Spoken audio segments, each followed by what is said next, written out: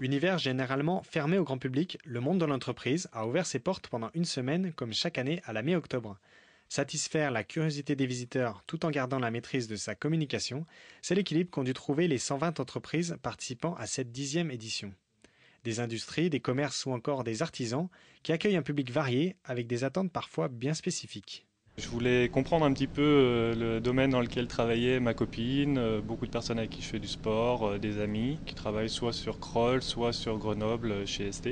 Comprendre un petit peu l'environnement, le travail, des termes un peu spécifiques qu'ils utilisent quand ils discutent entre eux. Une plongée dans des univers souvent méconnus qui a séduit cette année plus de 6000 visiteurs. Des chiffres en hausse par rapport à l'année dernière, de quoi susciter l'enthousiasme des organisateurs.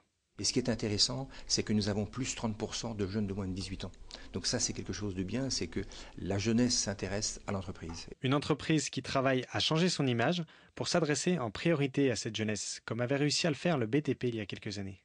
On a besoin, pour l'industrie, d'agir dans ce sens-là, parce qu'il faut savoir qu'aujourd'hui, des postes sont à pourvoir et ne trouvent personne. Il y a des formations qui ne trouvent pas d'élèves pour, apprendre un métier dans l'industrie, et puis il y a des postes qui sont à pourvoir, qui ne sont pas pourvus, ce qui est franchement dommage, alors que nous avons 3 millions de chômeurs. Les JPO offrent également l'occasion de pousser la porte d'artisans soucieux de transmettre une passion et un savoir-faire, à l'image de ce meilleur ouvrier de France.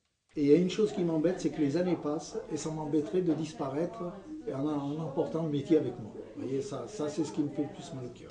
Des univers et des points de vue variés que la CCI promet d'ores et déjà de retrouver dans une prochaine édition. Et évidemment, on va continuer l'année prochaine et on essaie encore de faire plus fort pour vendre l'industrie et l'entreprise à la jeunesse et à la France qui trop souvent doutent d'elle-même, alors que nous avons des atouts formidables. Un discours volontaire et optimiste en temps de crise, gageons que cela suffise.